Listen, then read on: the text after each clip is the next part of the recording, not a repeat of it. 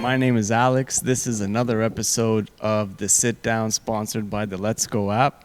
And today we have a Canadian resident man of many talents, Jev, and it's not, don't forget, it's no capital, it's a lowercase J. Yes, sir. How you doing, man? I'm good, man. How you doing? Oh, I'm living life. I wanted to start this off by first saying, or first getting into your story at the beginning, you know?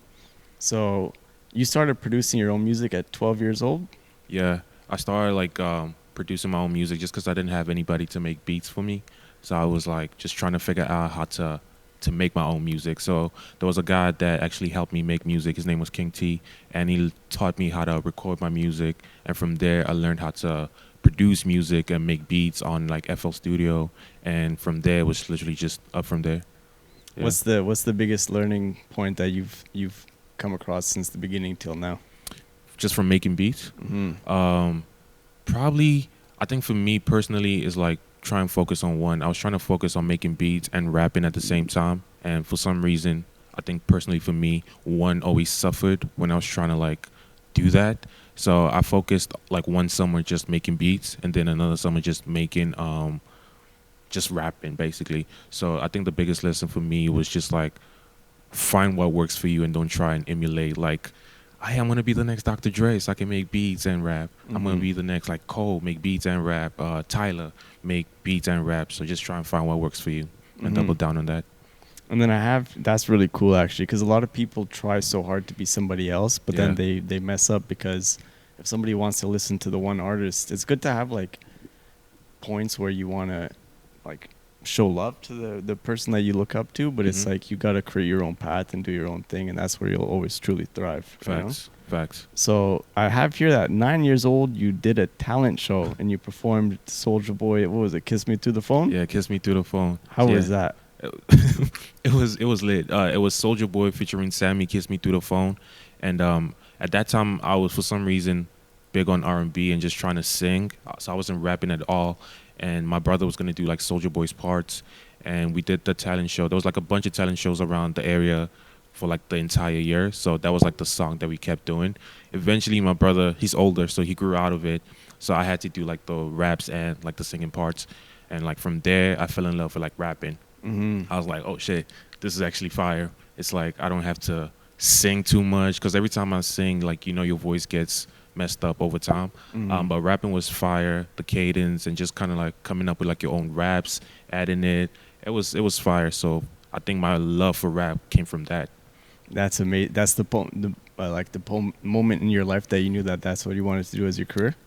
No, not that moment. Not that moment. I knew I was gonna do this for a couple more summers, but not as a career. I think that moment where I thought it was gonna be like my actual career was 2014. Another talent show, but this time it was like in school, high school, my freshman year, and I performed Effing Problems, but like with my own verses, and like the energy I had, I was able to kind of like transfer that to the crowd and just see them like going crazy. And I'm like, yo, I could really do this. So I just kind of like doubled down on that. Got that energy, or like, wait a second, this fuels me. It felt really good. It felt like purpose. So I just kind of like, yo, I'm gonna do this. That's incredible, man. So when you were 9, your brother didn't. You had to do both parts by yourself. Yeah. You're like, wait a second, man. You kind of screwed me over here. Bro, a little bit. It was terrible, because like we're not even teenagers. We were like I think we're like 3 years apart. So we were just trying to figure out like how we can kill it. So all the talent shows, like we always came second, and I was like, yo, we got to keep going and we like need that first place. Yeah. But he was turning 13, teenagers. He was like, nah, I'm good. I don't want to do this. And he's like, yeah, I'm out. And I was like, damn. So I was actually going to do another song, but I was like, no, people already know me for doing this one. You know, I was a one-trick pony, but I was like, I'm going to double down. And then I learned the verses, the hook. I went out there. I didn't come second this time. I came fourth. But I was like, yeah, it is what it is. I kind of like just kept going after that, though. See, that gave you more fuel to be like, all right, this first is going to mean so much more. Yeah, facts. Oh, man. I never won a talent show, though. No? No. There's still time, man. You got to Yeah. be like, yo, this your whole life, your whole fight is just that you never won the talent show, and then That's My man. villain origin story. First place is overrated, man. That's some bullshit, you know. Yeah. No, that's good. So, tell me about your upbringing. You grew up in the Democratic Republic of Congo, South Africa. You know, Ottawa, like we were saying. Yeah. So Congo is like my birthplace. Well, most of my family's from Congo. We not grew up there, but I lived there up until like 6 years old before we moved to South Africa for like school. And then I moved to Ottawa after I finished school, high school. So we moved to Ottawa. Most of my mom's side of the family was already in Ottawa. So it was like, it just made sense. And once we got here, it was like, it was fire just because Ottawa, I don't know what it is, but it just matched like my vibe of just being, I feel like I'm an introvert sometimes. Mm-hmm. So it just kind of matched my vibe. It was super chill. It was just like a nice little low-key vibe. And I actually quit music around that time. So I was going into university. I was like, yo, let me just double down on education, focus on getting my degree and whatnot. And then after that, the pandemic happened. So like 2 years later, I was like, yo, I'm bored. Let me get back into like making music, and got back into that. And then a year later, things started to pick up, and now we're here. No, that's cool. Okay, so Yeah. let's go back into the schooling part because I saw that you studied computer science in school. Yeah, unfortunately, yeah. And then you changed your program to it was computer engineering and then computer science, but you didn't like it. Yeah, I hated it. I was like, unfortunately, like I was good in math. So when I finished high school, I was like, I need some security, like some job security. And I wanted to take a gap year, but like immigrant parents are like, nah, you can't do that, da da da. So I was like, okay, let me just do something that's gonna, job security and stuff like that. And so I did computer engineering. I did that for like a semester. I was like, yo, this is terrible. Mhm. And then I moved on to computer science because I thought it was gonna be different, but it wasn't. It was like, Same. yo, it was terrible. And then the pandemic happened. I was doing computer science, still doing it. And then I started like going on TikTok and just like showing my journey, music and all that. Music started to pick up. I was like, oh, the music is starting to gain traction. The music is starting to like, bring some eyes to it. So I was like, let me switch to marketing Mhm. instead. And I finished my degree with marketing. And yeah, that was it. No, that's also side note. You're really good at using social media to your advantage and showing people like a POV of your daily lifestyle, and because a lot of people aren't able to use the social aspect, but Mhm. you're really kind of naturally gifted with that. Yeah. So, I think for me, I never limited myself to just being like an artist, like a rapper. I always looked at myself as like part-time rapper, full-time creative. So I always try and be as creative as possible in every aspect. So I was like, I'm an artist. I can be creative with content. I can be creative with social media. I can be creative with like literally anything as long as I have that mindset of being a creative. And I didn't limit myself to just like being creative with music. So I was Mhm. like, let me just transfer my creativity over to social media and be creative with that. And luckily it worked. So I think with TikTok, it was more so of just like finding my style of making videos, like doing it in a way where it's not corny and where I don't have to look back and be like, damn, I don't know why I did that. Mhm. But I found a style, I found a pace, and I just kept going with it, kept going it until I found like a sweet spot, and then it's up from there. No, that's cool because so you're also saying that you want to go into later like a path of film and TV and stuff like that. Yeah, I really want to do that. A lot of my music is based in storytelling. It's based in like creating stories, creating concepts. And right now, I feel like my creativity is kind of pushing me to create stories and stuff through music. But I feel like eventually it's going to push me to create film and visuals. What do you think the biggest difference is between music and, because obviously music videos are movies within themselves, right? Because there's True. a song and then the visual, and the visual sometimes helps people kind of piece that puzzle of the story together. Mm-hmm. And sometimes videos are done really well, and that's one thing you're really good at as well, doing with the music videos. What do you think the biggest difference between putting a music video together and putting like a movie together is? That's interesting because a lot of the people I worked with on my music videos are not music videos directors, they're film directors. So I think the biggest difference is it's probably going to come down to the treatment and just like the scenes. Because I honestly think like music videos have nothing to do with like the music itself. It's obviously just like film that's adapted for like music. So I would say the biggest difference is probably just like the artist being the center of attention Mhm. instead of like the story.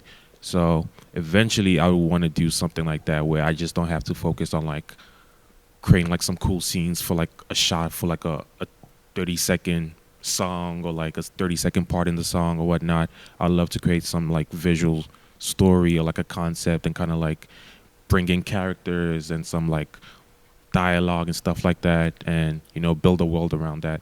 Mm-hmm. So what do you look to for like creativity and ideas?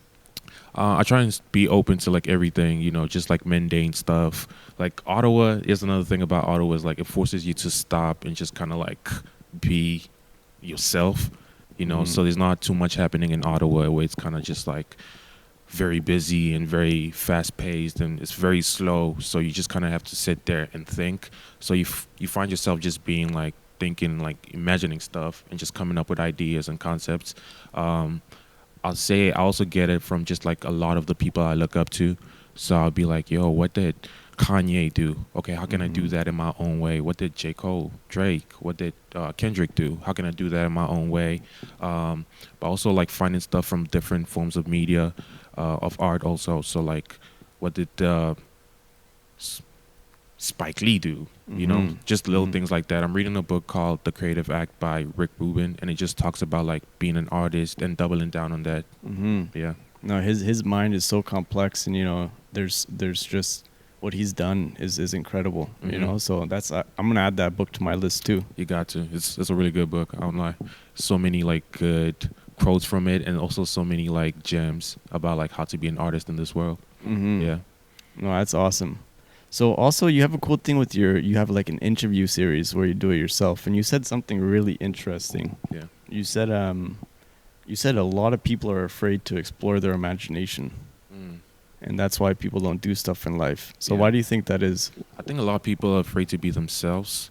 I think we live in a world where it's kind of like everybody kind of creates their own avatar, and they kind of like create their avatar according to like someone else's thing. So I think social media is kind of win or lose depending on like how you see it. But yeah, a lot of people are afraid to imagine stuff like, I want to do something because I want to do it, not because like someone else did it and I think I could actually do it like that. That's why you kind of have to be intentional about being yourself, being intentional about like coming into this world and going outside as yourself and just like doubling down on that and being okay with that. No, for sure, because that all goes back into like choosing what you want to do in life early on, and trying to please your parents and stuff like that. Say become a doctor, become a lawyer. You know, but we're so close within the world of social media where there's like an opportunity for a path that hasn't been there before. True. So it's like, but at the same time, people are too scared to go that longer path because you never know what the outcome will be. There's no 100% chance. Yeah, that's why I started Loner.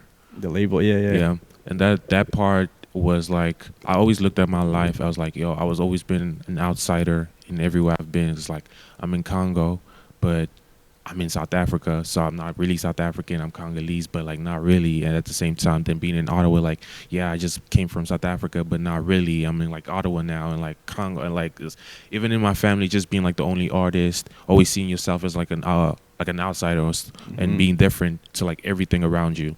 And when I created Loner, it was literally just like a affirmation for myself, like loner, be in your own lane. It's okay to be different and just keep going with that. So everything I do is like loner. No, that's cool. Yeah. I like that, man, because that's gives you motivation as well, Yeah.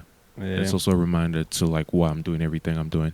No, absolutely. Yeah. So going back to the social science, because before I forget, what was your original dream when you were going into that, and what was your you wanted to become? What was it that you wanted to do before music? Yeah. I know I wanted to be. I had like different things that I wanted to do. At first, I wanted to do like stunt work because I used to love like the Dragon Ball Z and like the Vegetas and like the Wesley Snipes and just like those Bruce Lee movies, Jackie Chan, Jet Li. So I wanted to do something in that world of like martial arts, stunt work, Daredevils type of stuff. But once I figured like, yo, that's actually like real work and you get hurt like crazy, I was like, nah. And then I wanted to be like a doctor at some point. I don't know why, but my mom's a nurse, so I was like, oh shit, this is like, I was like, I could be a doctor. But then eventually music just found me, and I was like, yeah, this is what I'm doing. No, I like Yeah. that. And then I saw also for a few years you're frustrated that it doesn't work out like with everybody, you know, because nothing's overnight. Facts. But what gave you that motivation to keep going when you had self-doubt? I don't even know at this point. Like sometimes things are just meant to be. Because when I had that frustration, it mainly came from like school. It mainly came from like family. It mainly came from just like life itself. Because I was trying to. I always you kind of have like a imagination or like an idea of like where you're supposed to be, Mm-hmm. and when that doesn't happen, you kind of have to grieve that idea and grieve that, you know, experience that you thought you were gonna have. So it came from that, like the frustration came from that, and I was just trying to figure out like, yo, where did I go wrong, and where, and you know what's crazy? Like my life was great. It was like I'm doing school, I'm in school, I'm doing good in school. I'm just like, you know, I'm gonna be like an actual somebody in society. But like Mm-hmm. my, you know, like the Jeff, that guy, like inside, he was just like, yo, this is terrible. But so that frustration came from that, and I just went back into writing music. This was around the pandemic also, so I just went back into writing music and making music and trying to fulfill myself with that. And my biggest song came from just like that frustration and everything. It's crazy. You know, it's nuts how like the biggest moments in your life can happen from like, especially in music, because the biggest things in music is like from places of absolute pain, you know, and suffering. And then that's why with some artists, when they go and they say, "Oh, can you perform this song?" Like, yo, this opens up a wound that's not able to be fixed. You know, I can't do that anymore. True. And when I perform that song, the song is called like "Where's the Confetti." When I perform that song now, it's not even like I always think about it because it's crazy. Every time I perform that song now, it's from a place of celebration. Mm-hmm. Just like, yo, we did that. Like we're out of it. We did it. We're on to the next. And every time I have like these different moments, I just think back to that time. I'm like, yo, I can't believe like it was almost like a movie. Yeah. Like you overcame something. It's like a happy ending. It's like now you're here. It's like crazy. No, that's incredible because that's what makes all the accomplishments and goals and wins so much more important and more beneficial, because it's one thing if it came like overnight or if it was gifted, but when you actually have to fight like days and days and days, then it's like, I know what it took to get here and I know what it takes to do it again, and I'm gonna do it again, you know? Absolutely. Absolutely. So before we get in, I'm gonna ask you about the latest album, When Angels Cry. Yeah. Incredible one. But before that one, I saw that with all the songs you have the same thing with your name, the period at the end of all that. Yeah. So what's the reasoning for that? I'm big on just like completing the work and making sure the work is completed. So the period came from like it's an artistic concept that I came up with. Was like I never want to add anything to something that's already done and that's already finished. One of my art teachers, actually, he told me, he was like, a piece of art is never finished. There's always something you can add. There's always something you can take away. And for me, I was like, I never want to add or take away. I never want to have that mindset just because I'm always going to be trying to add stuff or take away stuff. So when I did the period thing, it was like, I'm going to put the period because it's done. And I can move on to the next and keep going like that, always. No, I like that. See, there's so much thought process that you put into your craft and everything. You know, it's so cool to see, because a lot of people just sometimes make stuff, put it out, and but you're literally thinking to the very, like, everything about everything. Yeah. You know, and you said like music is like a blank canvas as well. You know, you start something, you paint it. So going back into, so do you have like a relationship with like music and art on the, like a painting side? I don't like painting. I don't like doing like paintbrushes or anything. My sister's actually a painter, like an artist, which is crazy. But I love like the concepts that I get from like art and everything. They just have like different ways of looking at stuff. Cause like an artist will literally tell you like, yo, that pillow is some piece of art. And like they just have a different way of thinking that I really appreciate. So I always try and like surround myself with those kinds of people. Even going back to my art teacher, he was just like I think he was my 8th grade teacher. Yeah, 8th grade. But he used to drop gems, and I'm like, how does he, bro? It was crazy. So yeah. So you just have a different way of thinking that I always appreciated, and I try to apply that to like my music and looking at music as art and not just like as a product, you know? So I try and just take those concepts and adapt it to my music. You know, it's interesting you said that too, because there's one of the songs you were talking about being independent, and you were saying you'd never go like major label kind of thing, right? Yeah. So that's that tying in with the product thing. You never want it to be so that it's like something on the shelf that you have to restock and all that. Facts. You want to. Yeah. So do you have one of the gems from your art teacher that you could share? Like one of the best that you remember, or like. Let me see. I want to do him justice. Oh, if you don't like it, don't put it out. If you don't like it, don't put it out. He said something about the energy. I don't know if people believe in energy or not, but like he said something like, if you're making something and you don't like it, no one else is gonna like it. So just put things out there where you like it, and kind of like just put it out there, and like when people either like it, compliment it, or don't like it, that has no effect to you because you personally like it. And just put it out there. No, and you follow that too, because you're really strategic with your releases and what you put out there too. I try to be, yeah. Whenever I drop music, it's something I really, really love.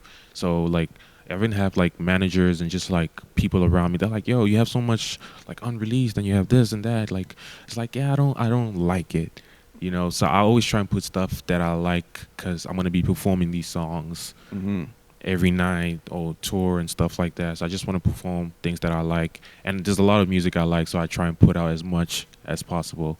But I also never want to, you know, just try and like, I never want to do the fans a disservice of putting stuff that I kind of don't like, you know. For sure, because you have to keep a level of your name and what you hold accountable and all that stuff. Forgetting the word for a second. Yeah. But let's get into the album. So this is an incredible album. Thank you. The way you constructed it, it's like a roller coaster of emotions and storytelling. And you started off with you started off with like higher energy, and then you like slow down. I don't know if that's something that you try to do with the sequencing. Yeah. Every project that I do, maybe up until I don't know when, but I'm always gonna start with high energy, because it goes back to like storytelling. I'm very big on just storytelling, and like I love storytelling. So there's this thing in storytelling where it's like the intro, the moment, and the ending. And with my projects, I always take the moment and put it first, and then the intro second, and the ending last. So it always like high energy, then it kind of slows down, and it kind of takes people on like a ride. That's what I like to do with like my project. So like with this project, I started off with Alice. Alice is like the peak of like the story that I'm trying to tell with this project. So it's like, fuck your therapy. It's very high energy, and it explains the story perfectly. Then I try and take them down on this journey and just kind of like ease them out on their way, because I never want to be like intro then you know, I just try and start and then take them down. Yeah, no, for sure. And that Alice song is fantastic, the way the production is on there. Thank you. You know, and then even like some of these I have written down. My favorite one, Art of War, incredible song. Save a Spot for Me, Killer She-Wolf, yes sir, Samurai's Monologue. Like those are really deep songs. Like as you go in, you know, it's fun. You have some fantastic collaborations on there. Which song to you, and if you could explain the story behind the song, which song to you do you think was the most personal in creating this? Oh, let me see. Why My Tears, and The Art of War is, I want to say it's not personal, but it's very like, it was just talking about like a lot of the things that I was kind of like going through at that time. So Why My Tears, Art of War, and Alice. Those are probably the top three. Why My Tears, just because that one is for like the younger me. I was just talking about like all the frustrations, all the quitting and restarting the music thing again, all the people who didn't believe, and just like all those different things. I was just talking about like, damn, let me wipe my tears and get back to it. And that was probably like the most vulnerable song I ever wrote. And I had like a feature on it, August Charles. His voice is crazy, so I was like, this is gonna be perfect. So I really love that song. Art of War, I was having like a lot of label meetings, and every label, it was, I don't know, they were just very business orientated. So it was like, damn, that's why I start off the song with like, vandalize my community with these rap lyrics they telling me. I was like, very, just a lot of that frustration, just putting it out into the music and kind of like taking it out. And Alice is like the perfect story for this project, just because it tells the story perfectly. Yeah. It's like, a kid that's I never been to Wonderland. Wonderland is peace of mind, and he just talks about never being to Wonderland, never having that peace of mind, that security, that that moment of relaxation, and just like being himself. And it's like a story that I relate to, and I feel like a story that a lot of people will also relate to. Yeah. No, that's incredible. Because honestly, there's so much music that comes and goes these days, and like it's one thing you put out an album, people forget about it, and then they move on to the next one. But this is one of those ones, and my favorite kind of music is storytelling music. So too. it's like I want to be able to listen to it and be able to like picture that there's a movie going on in my head, and then if I feel like there's I want to be able to play it back so I can like watch it again and again and again. Yeah. And this is one of those albums that does that, So I appreciate respect that. to what you've been able to do, and it's like I don't know, it can go on forever with this album. Thank but like you. No, I it's appreciate incredible. that. And then so you put a lot of time also into the name, and I know you've talked about it before, but what goes into your naming? Because the previous project, it is the cover is blue. Yeah, the color gray. But it's called The Color Gray. Yeah. Yeah. I think the naming part is probably like the fun part for me, because when you're making music, bro, it's like you have to. I think the fans, when they listen to it, it's just like they listen to like the finished product. Like a lot of artists, we're listening to like that little part that you don't like, or this part or that part, and just trying to make it perfect for like the fans. But like the naming part is the best, because like now the artist is done, and now you just have to name it. Yeah. So you can literally go crazy with the names. The names for this project, When Angels Cry, I wanted to name it like, because the way I wrote this project was like I wanted to make it like a movie where people can kind of go back and just kind of like visualize it when they listen to it. So the movie, I wanted to name it Alice in Wonderland. Just like I wanted to name the project Alice in Wonderland, but I was like, it's gonna be too close to the movie, too close to the book. So I was like, let me go deeper with it, and let me really think about it. What's the project about? The project is about how society corrupts the inner child. How can I take that and put that in like a name? And I thought about like the innocence is like angels, and just like how angels are like white wings, and all that, very innocent. So I was like, okay, angels is gonna be a part of the name, and I was thinking about like how can I signify or tell them like the angel has been like corrupted. Like how can I put that? So I was like, oh, When Angels Cry.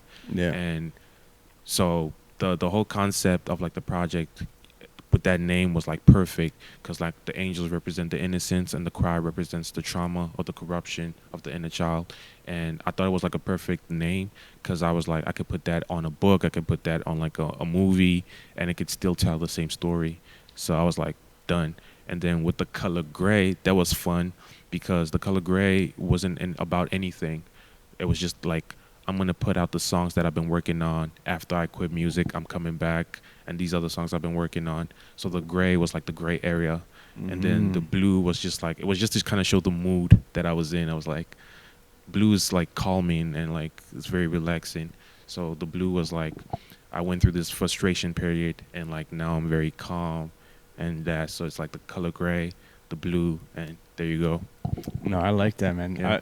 Honestly, I want to like ask you so many questions, because you have such a unique mind, where it goes into that. Thank you. So sticking on the album side, I saw that you were talking about the difference between recording at home versus recording in a professional studio. And one is like, you pay for studio time, so you have to be very cautious of, how much time you actually use. And the other one, you can just be relaxed and just take your time. So which one do you prefer? I prefer recording at home. Always. I think the cultures are very different, because like at home you create like your own culture. I'm a very like I don't want to say disciplined, but I'm very like, I'm gonna record at this time, I'm gonna end at this time, and that's it.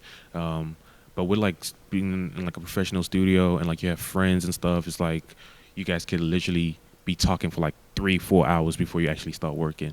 So I was like, oh, okay, I can't do that. I have to be like very over here and just like make the music. And then so the way I did the color gray, I was like recording at home, sending it over to the mixing engineer, and we literally finished that project like, I don't know, 4 months, and it was done, completed, and it was ready to go. I think with the When Angels Cry, I tried to do a mix of both, because I was trying to have like a higher quality, because when you record at home, you do sacrifice a little bit of quality just because like you're not a professional. Soundproofing, this and that, Yeah, and I'm doing it in my room, so it's like it's much smaller space. So I kind of wanted to have both. So the engineer in the New York sessions was a guy called Fees, and he does a lot of work with Rema and just like a lot of different artists. And he's like probably like the most talented engineer that I've worked with, and just because he's also an artist, so he has his own music. He knows the ins and outs of everything, how it works. Yeah, so I would tell him something, and he'd be like, oh, I already know what you need. Yeah. And he would also add his own stuff to it. I was like, mind blown. I was like, godly, this guy is built different. Cheat code, yeah. And then there's another engineer that I work, who's also probably one of the best engineers I work with. His name is Chris, but he's more technical with it. So I was like, oh, okay, I know. Let me just see how I can use him for the technical stuff, use him for like the artsy, flashy stuff, and kind of do that. Honestly, that's so important because, it's one thing to have your vision and everything onto it, but when you're able to have somebody else, most importantly, that you trust, Yeah. then, because art is it's a very fine line of when somebody gives like constructive criticism or like feedback, not everybody takes it the right way, but when it's in the place of rightful doing, Facts. then it's like, okay, then you could completely change the song based like Rick Rubin, right? Like what he's been able to do to the music. There was one interview where they asked him, I think it was, I don't know if it was Anderson Cooper or something, but it was like, I forget who did the interview, but he said, do you have a musical background? And he's like, no, but I know exactly what to tell people, and I know how to fix like situations. That's not exactly what he said word for word, but like, see what he's done, and it's incredible, and what if he wasn't there to put in those points, Yeah, so I think sometimes you just need someone that's not in the music to kind of see it from like the outside, give that outside perspective of just like, how does this sound to like someone that's not a part of the production, not a part of like writing the lyrics or anything. And they usually have a different opinion. Like some songs I thought was gonna be like great, and like playing it for like someone that has no association with like the production, writing, they were like, oh no, I don't, no, not really, it's not my type of vibe. And then you play them a song that you barely gave like any effort to, and they're like, oh my god, you're like, oh shit.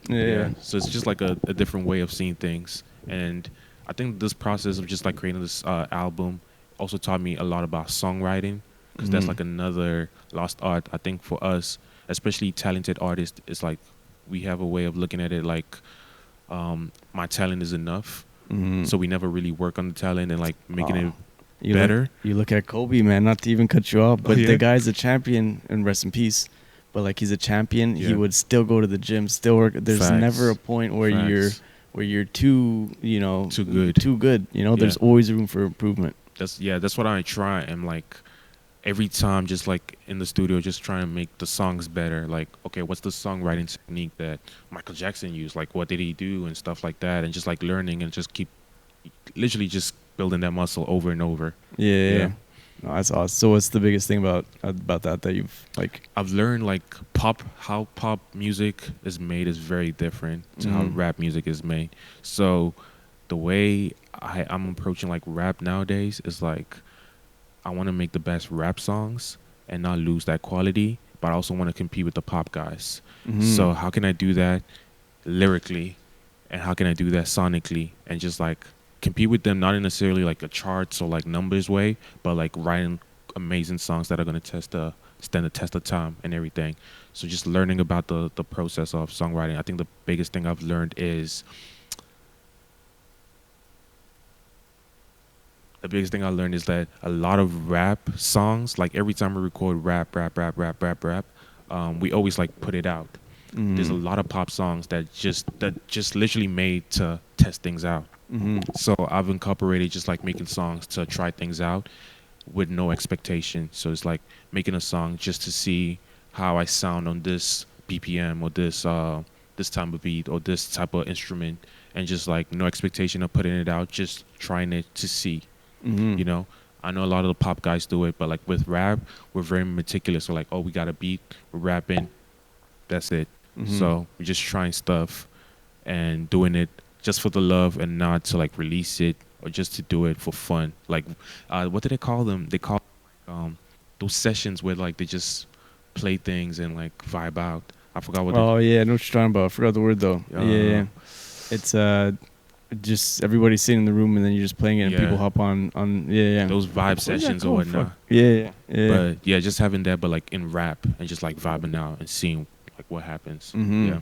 No, that's where the most not effortless, but like the most pure, like, you know, ideas are created because you're just not even trying too hard, but it's just, it happens. It just happens. So, I forgot to, so your show in Ottawa.